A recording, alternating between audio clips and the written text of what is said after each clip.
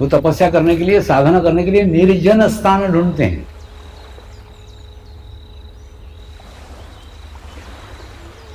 निर्जन, जहां पे कोई भी मनुष्य नहीं हो। क्यों नहीं हो? मनुष्य सबसे दुनिया का खतरनाक प्राणी है, क्योंकि वो विचार करता है। और ध्यान करने के लिए विचार नहीं चाहिए। आप अनुभव करो ना, मैं जैसे बता रहा हूँ ना, आपके गच्ची पे जाके आप बैठो, एक 15 मिनट 20 मिनट ध्यान करते बैठो अकेले। ऐसा थोड़ा प्रैक्टिस करो, करते करते करते आपका आभामंडल विकसित हो जाएगा, आपका ओरा विकसित हो जाएगा, आपके अंदर से आपका ब्रह्मनाद सुनाई आएगा।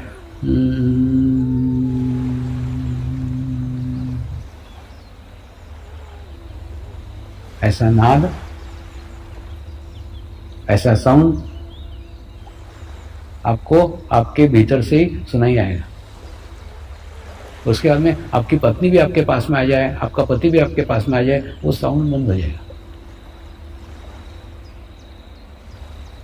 यानी कोई भी आपका नियर डियर भी पास में आए ना, तो भी वो साउंड बंद हो जाएगा। तो वो मिलिट्री वालों को मैंने बोला, कितनी अच्छी जगह मिली है, परमेश्वर ने तुमको कितनी अच्छी जगह दी है, जहां 200-200 किलोमीटर तक कोई आदमी नहीं है।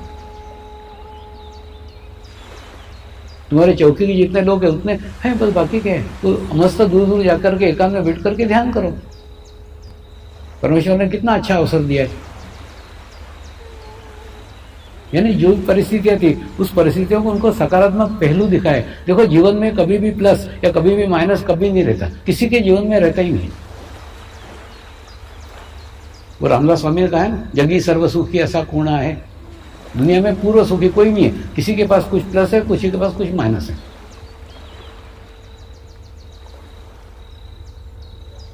प्रश्न है, आपका चित्त प्लस पे है क्या आपका चित्त माइनस पे?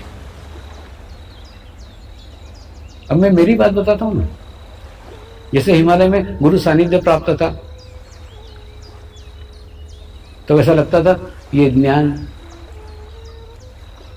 ये नॉलेज, ये संस्कार, ये अनुभूति प्रत्येक मनुष्य मात्र को मिलनी चाहिए, ये भाव था।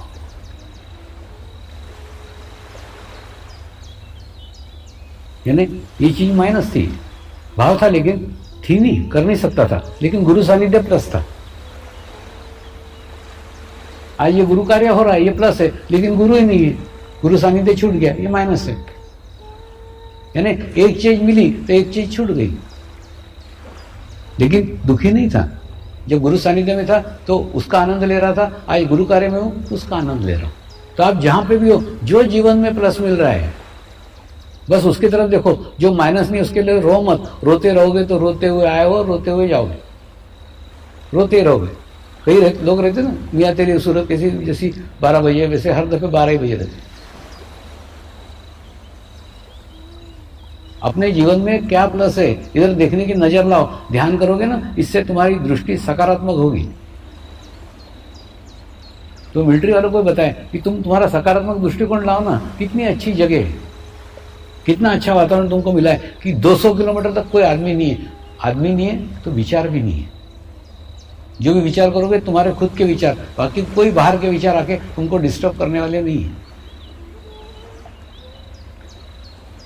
हुआ था एक दिन, उनको पता नहीं क्या प्यार आया, वो सारे 8-10 ट्रक भर करके वो आश्रम में पहुंच गए थे कच्छ के। तो कच्छ के सब आश्रम वाले घबरा गए एकदम, इतने मिलिट्री वाले क्यों आ गए? कुछ नहीं, बोले बाबा का आश्रम दिख रहा है, चलो चलते। उनको एकदम याद आई, जबकि उनको नहीं मालूम था कि मैं वहां जाके शिविर करके आया था, उनको मिला था।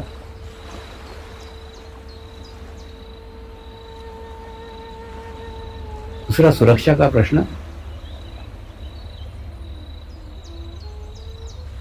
इन रक्षकों का भी प्रश्न है, इसलिए सीमा में रहे या समाज में रहे, कहीं पे भी सुरक्षित रहे, ये मेरी इच्छा है। और सुरक्षा के लिए वो किसी पे भी निर्भर नहीं रहे।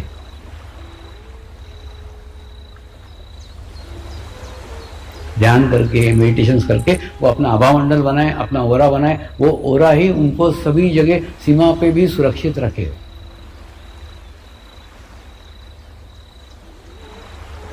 गोलियां चलेगी नहीं चलेगी ऐसा नहीं, चलेगी, तुमको नहीं लगेगी। बॉम्ब फूटेंगे नहीं फूटेंगे ऐसे नहीं, फूटेंगे, तुमको नहीं कुछ होगा, तुम सुरक्षित रहोगे। मुझे दुनिया से कोई लेना देना नहीं, मेरे को तुमसे संबंध है।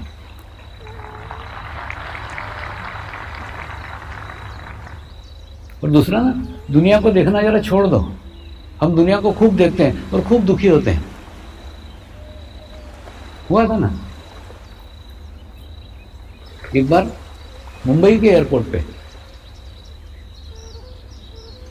एक पुलिस ऑफिसर ढूंढते ढूंढते आया, बोले स्वामी जी इतने बम विस्फोट हो रहे हैं, इतना अत्याचार हो रहा है, इतना आतंकवाद हो रहा है, और आप बोलते हो निर्विचार रहो। कैसे निर्विचार रहेंगे, कैसे ध्यान करेंगे? मैंने क्या, कहाँ हो रहा है? मेरे को तो नहीं दिख रहा है।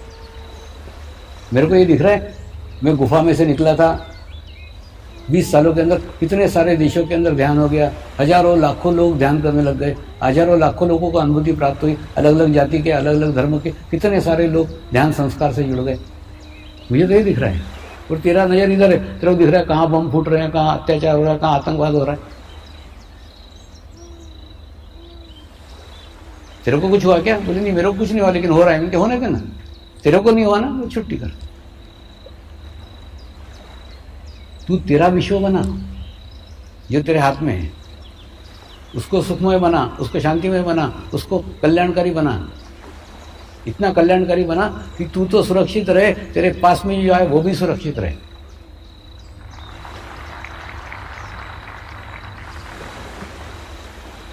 और ऐसा हवामंडल, ऐसा हो रहा प्रत्येक रक्षक ने बनाना चाहिए। ये मेरी शुद्ध इच्छा है। और बन सकता है, केवल उन्होंने नियमित आधा घंटा ध्यान के लिए देना चाहिए।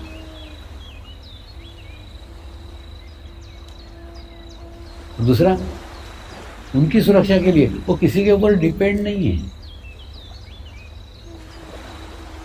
वो आत्मनिर्भर है, खुद का प्रोटेक्शन खुद कर सकते हैं।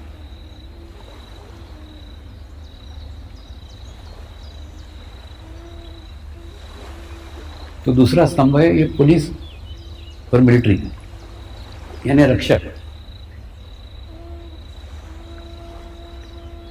उन्हीं के लिए ये रक्षक वर्ष, ये वर्ष मनाया जा रहा है। विभिन्न स्थानों पे अलग अलग जगह वीडियो शिविर हो रहे हैं, और बाद में लाइव शिविर भी इसी वर्ष आयोजित होंगे।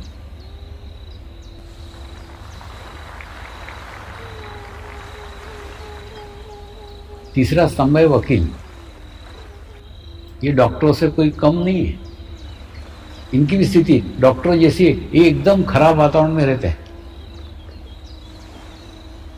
एक बार एक हार्ट स्पेशलिस्ट को,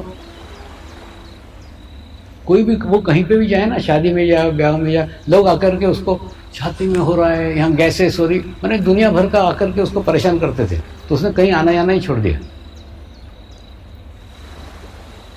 तो एक बार एक पार्टी में गया, उसको एक वकील मित्र मिला। उसने वकील मित्र को प्रॉब्लम बताई। आजकल मैं ना इसलिए सब दूर नहीं आता हूँ, मेरी ख्याति बहुत हो गई कि मैं हार्ट स्पेशलिस्ट हूँ। तो सारे हार्ट के पेशेंट कोई भी शादी ब्याह में जाओ ना, मेरे आसपास आके इकट्ठा हो जाते। तो उनको अवॉइड करने के लिए आजकल मैंने कहीं जाना आना ही छोड़ दिया। क्या करूँ? वकील मित्र ने कहा उनको सलाह दिया करना, लेकिन सलाह देने के बाद में दूसरे दिन बिल भेज दिया कर उनके घर पे कि कल तुमने मेरे से सलाह मांगी थी नहीं, उसका बिल ठोक दिया कर बिल। तो तेरे को जब तू बिल ठोकना चालू करेगा ना, तो तेरे से सलाह लेना बंद कर देगी। डॉक्टर ने बोला हाँ ये तो आइडिया अच्छा है, मैं भी ऐसा करा करूँगा। उसके दूसरे दिन देखा तो वकील ने अपना बिल ठोक दिया था डॉक्टर को। कल तूने मेरे से सलाह ली थी, ये ले तेरा बिल। ऐसे वकील रहते। दूसरा, तुमको क्या लगता है ये वकील रामायण महाभारत पढ़ते हैं? नहीं, अपराधियों की पूरी हिस्ट्री पढ़ते रहते हैं। अपराध और अपराधी, अपराध और अपराधी, सतत सतत करते करते करते करते। दूसरा, कोर्ट के अंदर जो एक दूसरे का मुंह देखना नहीं चाहते, वो दोनों आमने सामने होते हैं, और वो जज और वकीलों को झेलना पड़ता है।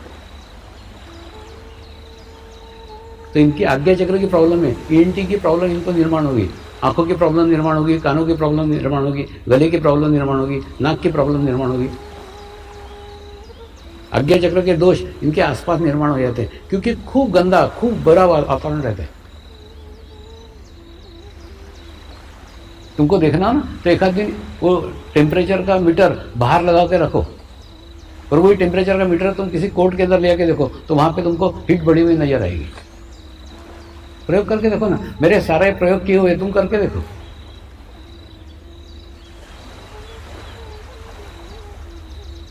तो कौन सी गर्मी बढ़ जाती, निगेटिव विचारों की गर्मी बढ़ जाती। और ऐसे वातावरण में सतत अगर वकील रहेंगे तो क्या बीतेगी। और रात को 2-2 बजे तक, 3-3 बजे तक किसकी स्टडी करते हैं? कोई साधना नहीं करते हैं, कोई पोथी नहीं पढ़ते हैं, ये अपराधियों के रिकॉर्ड देखते रहते हैं। सतत अपराधियों पे चित्त, सतत अपराधों पे चित्त। तो जिन पे चित्त रखेंगे उससे वो ग्रहण करेंगे ना। इसलिए वकील भी बहुत खराब वातावरण के अंदर रह रहे हैं। होगा उनकी अगर इच्छा हुई तो अगला वर्ष अपन वकील वर्ष भी मनाएंगे।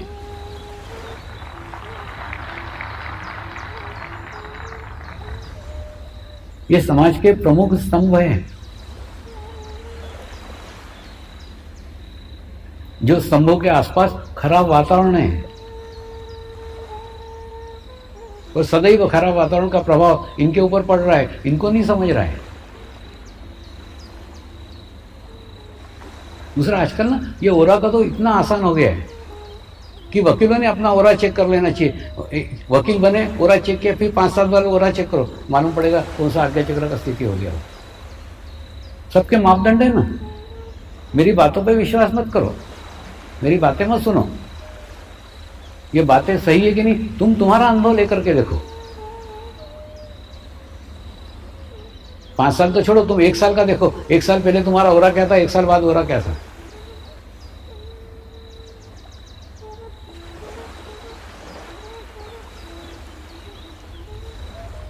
ओरा में चेंज आएगा, ओरा में बदलाव आएगा।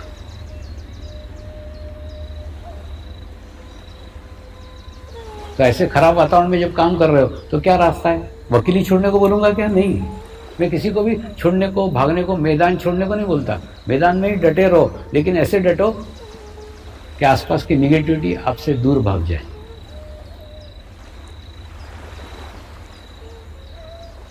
ध्यान करो, मेडिटेशन करो, अपना आभामंडल बनाओ, अपना ओरा बनाओ। और वो ओरा लेकर के आप कोर्ट में भी जाओगे तो कोर्ट आपके प्रभाव में आएगा, आप कोर्ट के नहीं। वहां का कोई बुरा इफेक्ट तुम्हारे ऊपर नहीं होगा, तुम तुम्हारे वहां सुरक्षित रहोगे।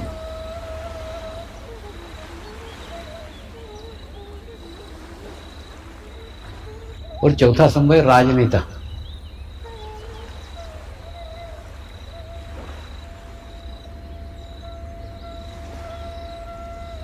कल जैसे मैंने लोकमान्य तिलक का बताया,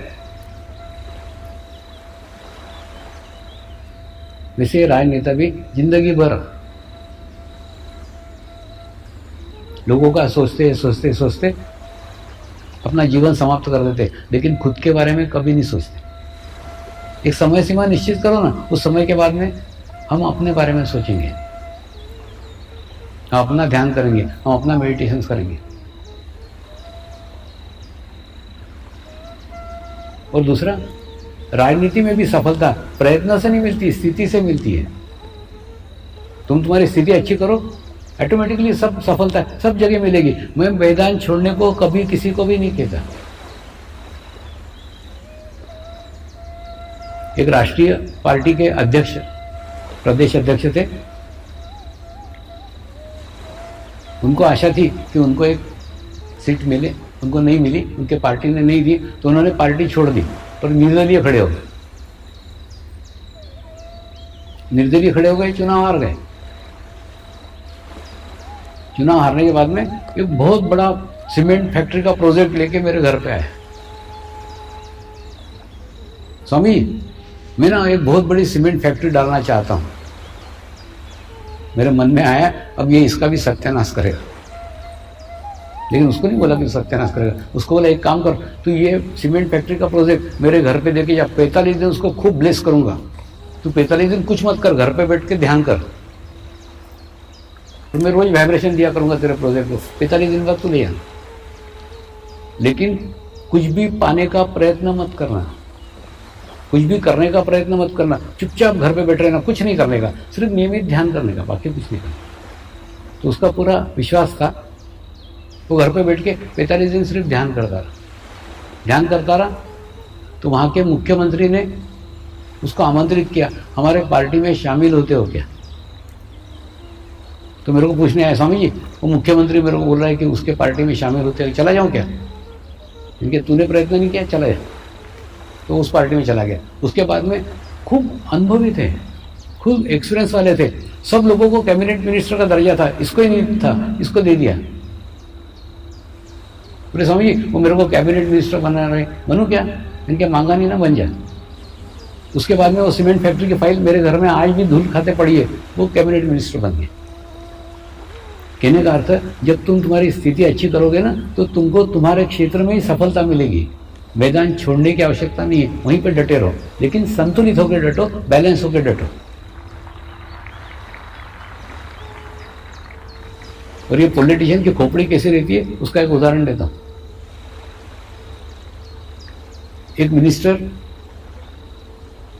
जब भी मुझे आता देखता था ना कि मैं कार में बैठने जा रहा हूं, तो मेरे सामने तंबाकू की पुड़िया तोड़ करके खाता था, ऐसा मुंह में डालता था। और सब साधक उसको गालियां देते थे, शर्म नहीं आती, बेशरम, मंत्री हो गया तो अक्ल बेच के खाई क्या? स्वामी के सामने तंबाकू खाता है। कुछ भी नहीं बोलता था। लेकिन जब भी मैं जाते देखो ना, जाम ने आकर के सामने खड़ा रहेगा और तंबाकू की पूड़ी फोड़ के खाएगा।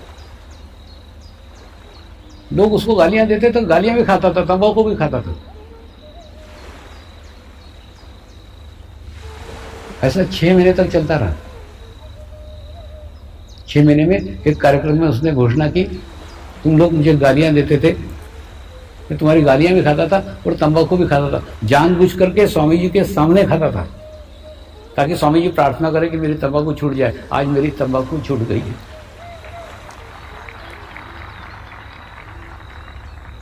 किसी खोपड़ी देखो, तंबाकू छुड़ाने के लिए उन्होंने मेरा इस्तेमाल किया, यूज किया।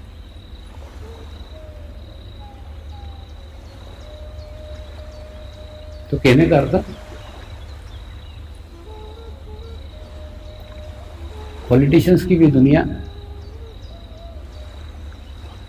एक अलग दुनिया है, और उस दुनिया में उन्होंने ध्यान को उसके साथ जोड़ना चाहिए। हमने प्रयास नहीं किया, ऐसा नहीं। सांसदों का शिविर लिया था 2013 में, सब सांसदों का शिविर लिया था दिल्ली के अंदर, खूब अच्छा शिविर हुआ था। सब सांसदों ने, कुछ लोगों ने ध्यान कर रहे हैं, कुछ नहीं कर रहे हैं, लेकिन ध्यान बहुत अच्छा लगा था उस समय, सबको अच्छी अनुभूतियां हुई थी।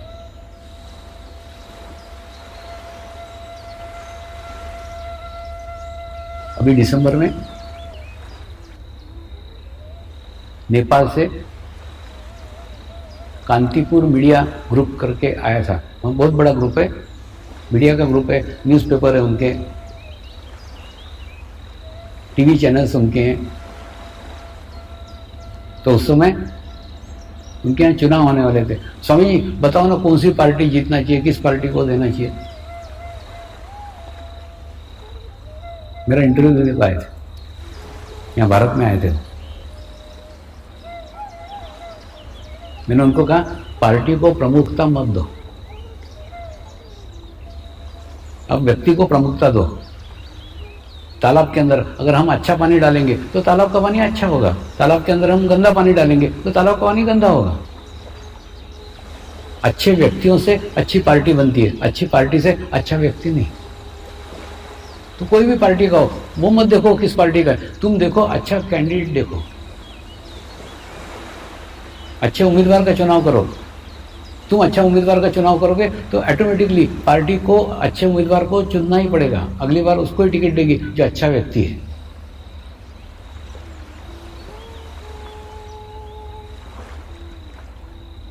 तो महत्वपूर्ण पार्टी नहीं है, महत्वपूर्ण है वो व्यक्ति कैसा है। अच्छे व्यक्ति एकत्र होंगे तो अच्छी पार्टी बनेगी। और दूसरा, पक्ष और विपक्ष दोनों अच्छे हैं, सब में अच्छे लोग हैं, सब में बुरे लोग हैं। तो अच्छे लोगों को चुनाव करो ना, अच्छे लोगों का सिलेक्शन करो ना। तो वो नेपाल के चुनाव के लिए ऐसा इंटरव्यू लेके गए थे। दूसरा, मतदान अवश्य करो। उनको भी बताया, यहाँ भारत में भी मैं डालता हूँ, मतदान अवश्य करो। आप किस पार्टी को दे रहे हो, किस व्यक्ति को दे रहे हो, वो महत्वपूर्ण नहीं। तुम लोकतंत्र को सपोर्ट कर रहे हो, लोकतंत्र को समर्थन कर रहे हो, खूब बड़ी बात है। और भारत हमारा लोकतांत्रिक देश है, तो वो हमारी शक्ति है। व्यक्ति, पार्टी कोई महत्व नहीं, महत्व है तुम एक लोकतंत्र प्रणाली को समर्थन कर रहे हो मतदान देकर के। तो मतदान अवश्य करो। किसको करो महत्व नहीं, महत्व है तुम लोकतंत्र के सपोर्ट में खड़े रहो।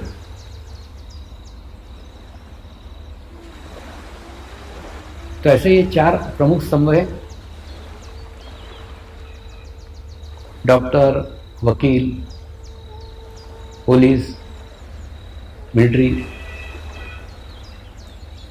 और राजनेता। राजनेता की जिसके पास कुर्सी नहीं रहती है वो कुर्सी मिलने के लिए दौड़ते रहता है, यानी अतृप्ति। और दूसरा, जिसको कुर्सी मिली है वो कुर्सी न जाए इसलिए डर लगा रहता है, उसको क्या बोलते हैं ना, टेंशन।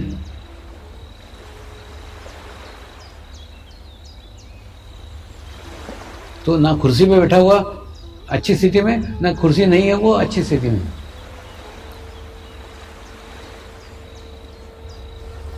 ध्यान करके अपनी स्थिति बनाओ। जैसे आपकी स्थिति अच्छी होगी आपकी परिस्थिति बदलेगी। मेडिटेशन करना आवश्यक है, ध्यान करना आवश्यक है।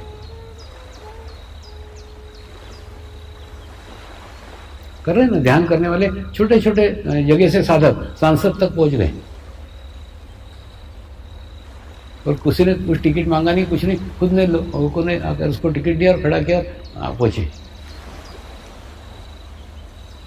तुम्हारी स्थिति बनाओ, तुम्हारे आसपास की परिस्थिति बदली। अपना क्या हो रहा होता हूँ, सांसदों का ऐसा नहीं, लोगों का ऐसा नहीं, हम सब का। हम सब क्या करते हैं, हमारी जितनी ऊर्जा है, हमारी जितनी ताकत है, सारी ताकत झोंक देते हैं बाहर की परिस्थिति चेंज करने में। सब ऊर्जा पूर्ण ताकत के साथ अपने आसपास की परिस्थिति अच्छा करने का कोशिश करते हैं, जबकि बाहर की परिस्थिति अंदर की स्थिति का आईना है। आपका मुंह बेटा काला है इसलिए काला दिख रहा है, लाल है इसलिए लाल दिख रहा है। तुम्हारी बाहर की परिस्थिति इसलिए खराब है क्योंकि तुम्हारे अंदर की स्थिति खराब है।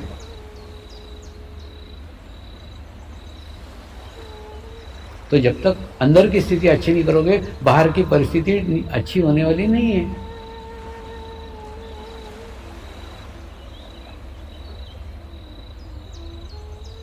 तो बाहर की परिस्थिति ठीक करना छोड़ दो। अपने भीतर की स्थिति अच्छी करो।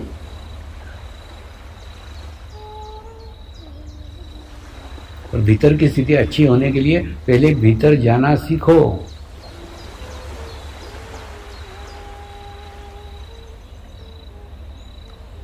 पहले अपने आप को जानो, अपने आप को पहचानो, अपने भीतर प्रवेश करो, अपने भीतर जाओ। और केवल जाओ नहीं, भीतर रहो।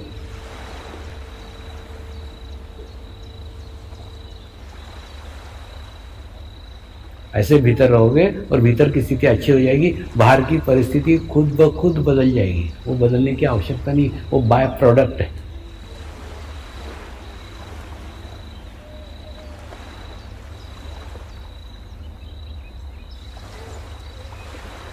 आज का चक्र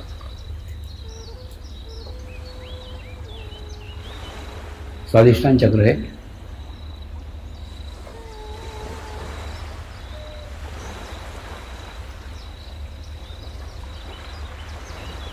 स्वादिष्टान चक्र का संबंध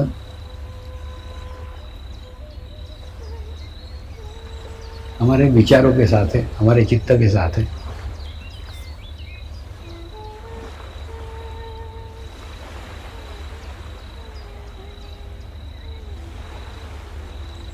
दूसरा,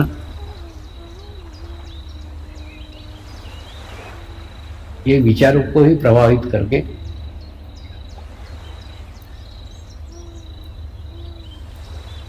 तांत्रिक मांत्रिक लोग इस चक्रों को दूषित करते हैं।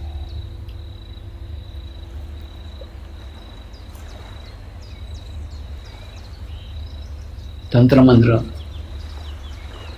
काली विद्या, मैली विद्या, इसका मुझे मेरे जीवन में कोई अनुभव नहीं है, मुझे कोई जानकारी नहीं है। लेकिन मैं ये भी नहीं कहता ये नहीं है। जैसे हम कहें रात होती नहीं है, ये नहीं है, रात होती है ना, दिन होता है वैसे रात होती है। मेरा हिमालय जाना आना सदैव आसाम से होता था,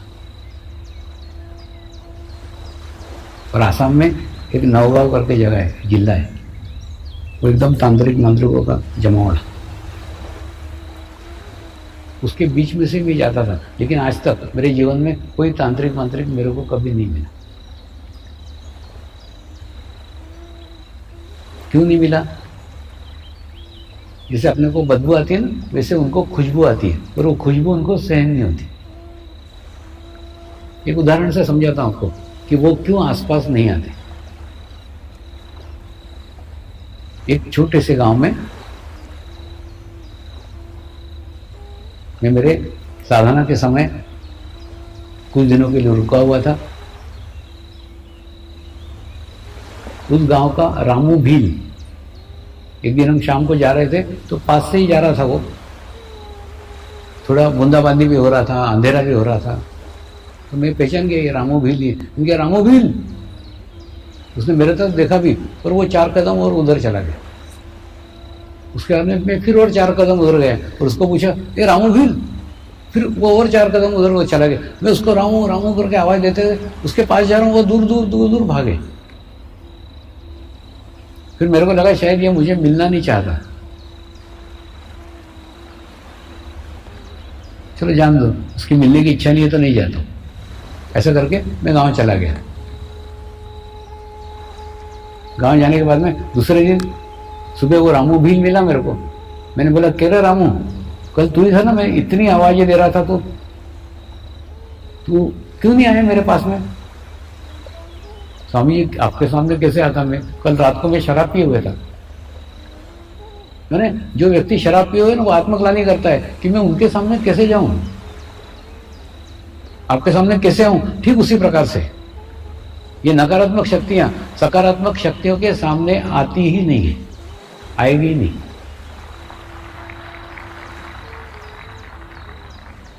उनको ना उनका ही प्रतिबिंब दिखता है ना। दूसरा, हम जितने ताबीज गंडे धागे दोरे बांधते हैं ना, इससे हम हमारे चित्त को कमजोर कमजोर कमजोर कमजोर कमजोर करते।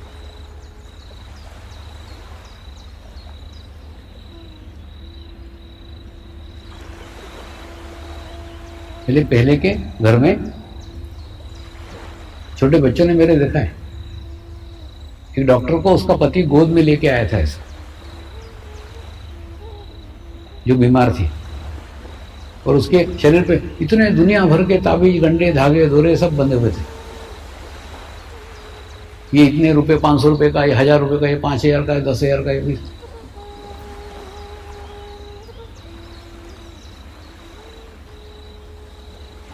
मैंने उसको बोला इतने सारे तूने बांध के रखे, उसके बावजूद भी तो बीमार है, ये सब निकाल के फेंक, मैं गारंटी देता हूँ कि तू ठीक हो जाएगी। कुछ नहीं, उसके सब ताबीज फाबीज सब निकलवाए और उसको ध्यान करने को लगाया, मेडिटेशन करने को लगाए, कुछ नहीं। उसके बाद में उसकी तबीयत अच्छी होने लग गई। और उसके बाद में फिर एक दिन बोलती, एक ठू और रखा है यहाँ 1 लाख का, निकालूं क्या रखूं? एक कमर में 1 लाख का ताबीज और बांध के रखा हुआ था उसने। मैंने बोला जहर की बोतल 2 लाख की मिलेगी, पिएगी क्या? निकाल, उसको भी निकाल। वो भी उसने निकाला, और बाद में दौड़ते हुए आती थी घर पे। ये चेंज, ये बदलाव, ये मेरे परिवार ने देखा हुआ है।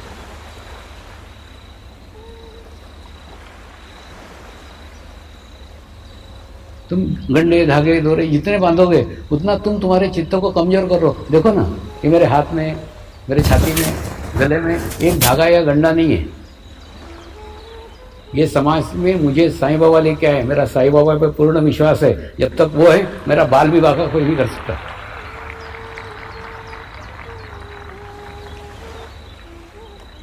और जिस दिन उनका कृपा हट जाएगी, एक सांस भी नहीं लूंगा। दूसरा, तुम लोगों को ना तुम गुरु के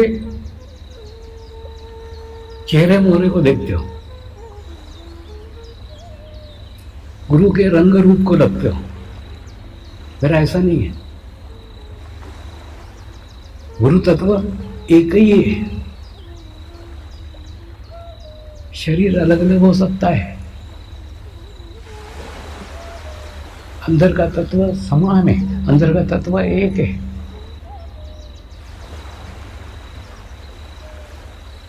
जिस प्रकार शिव बाबा ने मुझे खींच करके हिमालय में बुलाया, वैसे साईं बाबा ने मुझे खींच करके समाज में लाया है।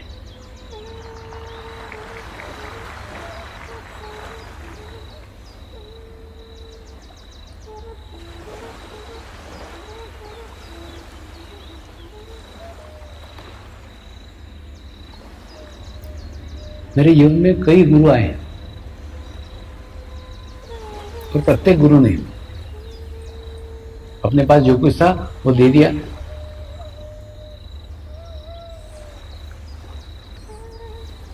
दे करके अगले गुरु के पास भेज दिया।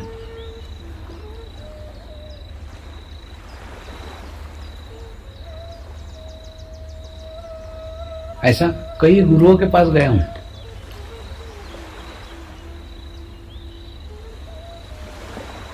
जो गुरु एक दूसरे को कभी मिले नहीं, एक दूसरे को कभी जानते नहीं, उनका एक वाक्य एकदम समान था, तेरा हंडा बहुत बड़ा है, तेरा हंडा बहुत बड़ा है, तेरा हंडा बहुत बड़ा है। मेरे को लगता था मुझे ही चिढ़ा रहे हैं, मेरा सर शायद बड़ा है। तुम्हें पानी में नदी में झांक के भी देखता था, मेरा सर बड़ा है क्या? तुम देखता नहीं, सर तो बड़ा नहीं, ऐसा क्यों बोल रहे हैं? लेकिन ना गुरु बोलता है अपने स्तर पे, शिष्य सुनता है अपने स्तर पे। हंडा बहुत बड़ा है, हंडा बहुत बड़ा है, इसका अर्थ तेरे माध्यम से लाखों लोगों तक पहुंचने वाला है।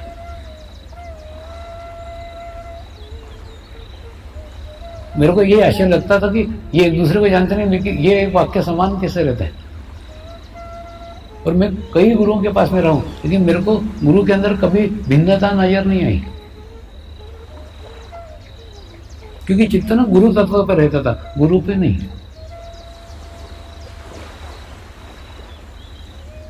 तो गुरु का रंग रूप क्या है, गुरु का ऊंचाई क्या है, हाइट क्या है, इधर कुछ ध्यान नहीं रहता था। गुरु तत्व एक है। गुरु तत्व के आकार प्रकार अलग अलग हो सकते हैं। दूसरा, हम गुरु को डर करके पूछते हैं, बिल्कुल गलत है। गुरु सिलाई मशीन है, वो कैंची का काम कभी नहीं कर सकता, तुम उसको मानो या मत मानो, वो कभी नहीं कर सकता, उसके हाथ से बुरा हो ही नहीं सकता।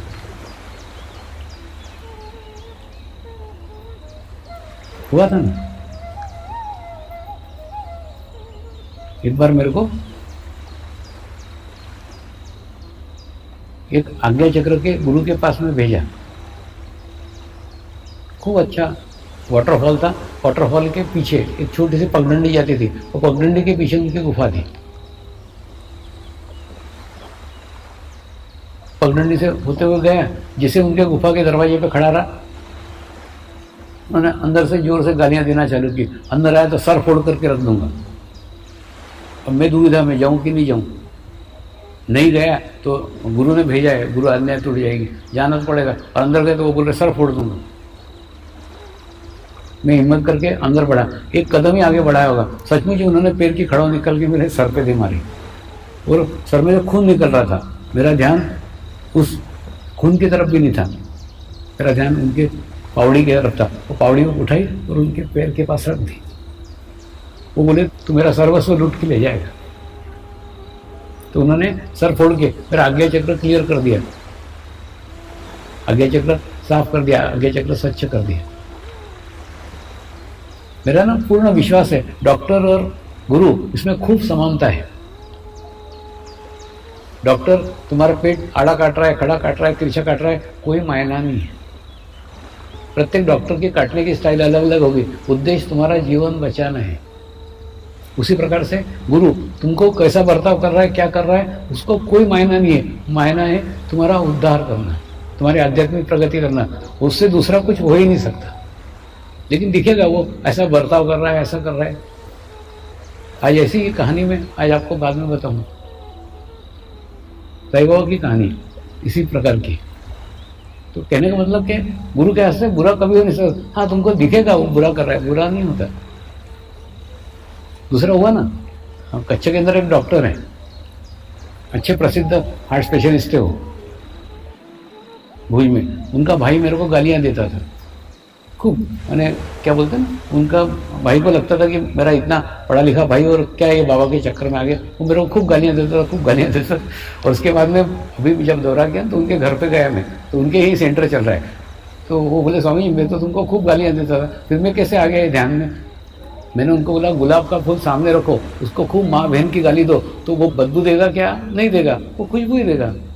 तो गुलाब का फूल का स्वभाव है खुशबू देना, वैसे गुरु का स्वभाव है ब्लेस करना, आशीर्वाद देना। तुम भले उसको गाली दे के याद करो क्या पूछ के याद करो, वो तुमको आशीर्वाद ही देगा।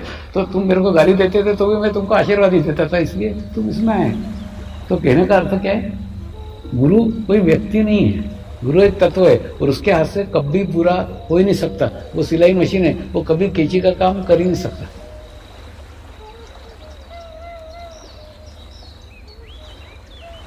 और स्वादिष्टान चक्र के अनुभव मुझे कभी हिमालय में या वहाँ नहीं आए, या मुंबई में आए। मुंबई में आने के बाद में एक दिन रात को ऐसे ही हुआ कि एक औरत मेरे सामने आई, मोक्ष दो मोक्ष दो मोक्ष दो चिल्लाने लग गई। उसके बाद में उसके लिए प्रार्थना की, उसके लिए प्रेयर की और उसके बाद में फिर वो शांत हो गई। उसके बाद में रात भर मेरे को ही नींद नहीं आई कि वो मोक्ष दो कर रही, तो मैं मोक्ष देने वाला कौन हूँ, और मैं अगर मोक्ष दे सकता हूँ तो मैं कौन हूँ। रात भर सोचता रहा। बाद में सवेरे जब ध्यान में गुरु के साथ संपर्क हुआ तो गुरु ने खूब अच्छे तरीके से समझाया कि जैसे भिखारी है, वो भिखारी को मालूम है रुपया कब मांगने का और रोटी कब मांगने की। जैसे तू सड़क पे से जा रहा है तो भिखारी तेरे को बोलेगा बाबा 1 रुपया दे दे, बाबा 1 रुपया दे दे, वो रुपया मांगेगा। लेकिन तू अगर किसी बगीचे में बैठ के खाना खा रहा है तो वो रुपया नहीं मांगेगा, वो बोले बाबा 1 रोटी दे दे, 1 रोटी दे दे। मतलब भिखारी को मालूम है रोटी कब मांगने की और रुपया कब मांगने का है। उसी प्रकार से वो आत्मा को मालूम है कि मोक्ष कब मांगने का। तू सड़क पे चलते जा रहा है, तेरे को मोक्ष नहीं मांगेंगे। जब तू स्टेज पे रहता है, सिंहासन पे रहता है, उच्च अवस्था में रहता है, तेरे अंदर से देवत्व बहते रहता है, वो देवत्व को मोक्ष मांगता है, तेरे को नहीं। तो कुछ नहीं, उनके लिए सिर्फ प्रार्थना करना पड़ती है, उनके लिए प्रेयर करना पड़ती है। तो जो हिमालय में अनुभव नहीं आए वो मुंबई में आए। तो कहने का अर्थ, अपने ऊपर भरोसा करो, अपने चित्तों को स्ट्रांग करो, खूब गंडे धागे ये बांध करके उसको कमजोर मत करो। जितना उसके ऊपर डिपेंड होते जाओगे उतना खुद तुम आत्मनिर्भर होना कम हो जाओगे। आत्मनिर्भर बनो, अंदर की शक्ति पे विश्वास करो। अरे बाबा परमेश्वर तुम्हारे ही अंदर है, तुम्हारे ही भीतर है। एक बार उसको जागृत कर लो ना, फिर बाकी सब चीजों की कोई आवश्यकता ही नहीं। आपको दूसरा कोई चाहिए ही नहीं, कोई दूसरा नहीं चाहिए। आप खुद ही सक्षम हो, खुद ही गुरु हो। कल आप सब गुरु होने वाले हो, इसलिए वो तैयारी करके आओ। आज का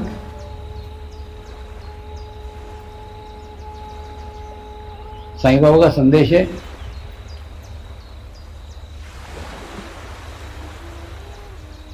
साईं बाबा की जीवन काल की घटना है।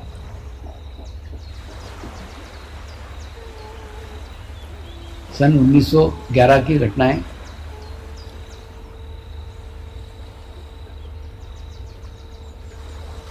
हरिद्वार से एक सोम स्वामी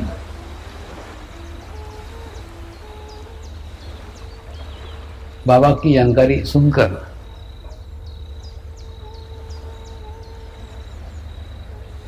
मिलने की इच्छा से शिरडी आए थे।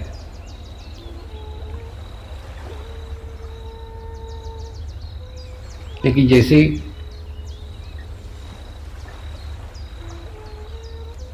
द्वारका माई के पास पहुंचे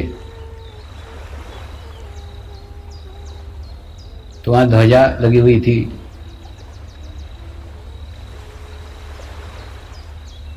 घोड़ा था, पालकी थी।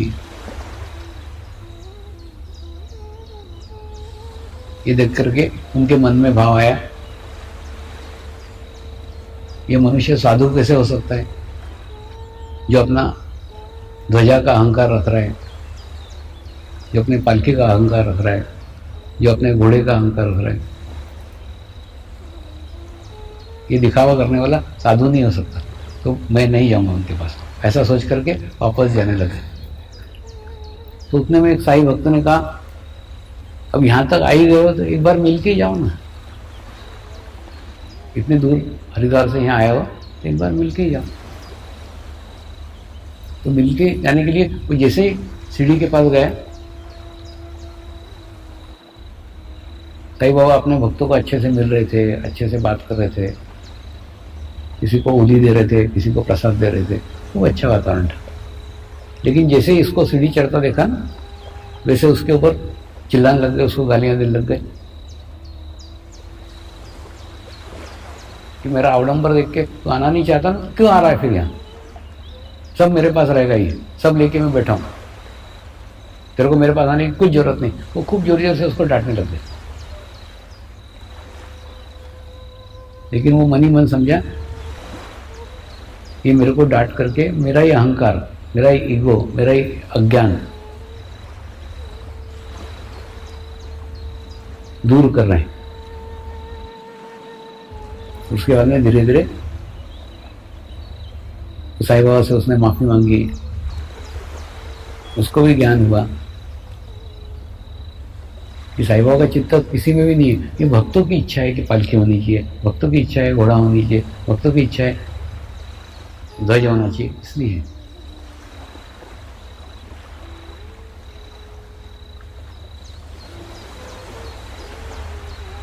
एक बार इस मार्ग में आने के बाद में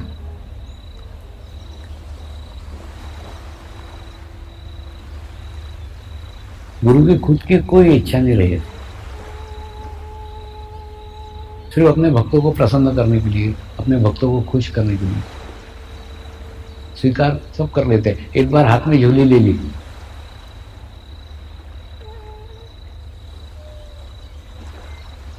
ये झोली में क्या डाल रहे हैं वो कुछ नहीं देते, सब स्वीकार है, सब लेते हैं, सब ग्रहण करते हैं।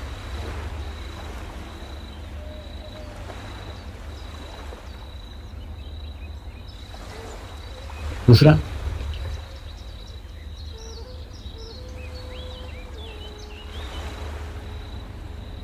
हमारा चित्त ना सदैव पाइप पे नहीं होना चाहिए, पाइप से बहने वाले भीतर के चैतन्य पे होना चाहिए।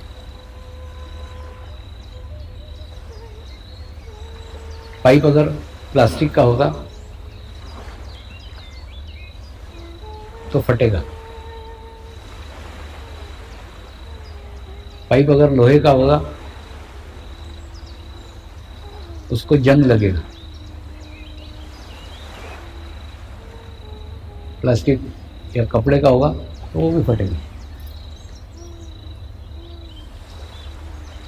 यानी जिस चीज का भी पाइप बना हो उसके दोष वो पाइप में आएंगे ही। ठीक उसी प्रकार से प्रत्येक गुरु के अंदर कुछ ना कुछ शारीरिक दोष रहते हैं। अब आपका चित्त उन दोषों की तरफ मत देखो, अंदर से बहते हुए चैतन्य की तरफ देखो, वाइब्रेशंस की तरफ देखो। तो चैतन्य समान है, चैतन्य एक है। इसलिए कई बार आपने देखा होगा किसी संत को पागल ठाकुर कहा है, किसी संत को पागल फकीर कहा है। लोग कुछ भी बोलते थे उसका आवरण देख करके, अंदर से बहने वाला चैतन्य एक ही है, समान है, एक ही। कई है, कई संत ऐसे हैं जिनके पास में जाओगे नमस्कार।